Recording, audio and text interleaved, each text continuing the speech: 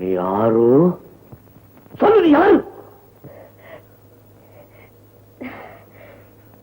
யாரு நான் கேக்குறீங்க? என்ன உங்களுக்கு தெரியல?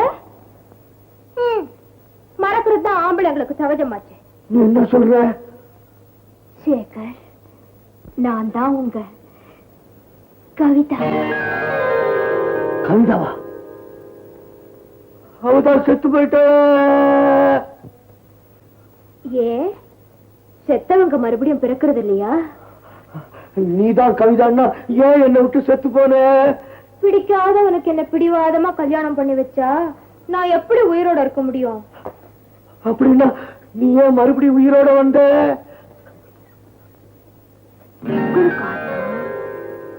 என் அன்பையெல்லாம் உங்க காலடியில் அர்ப்பணம் பண்றது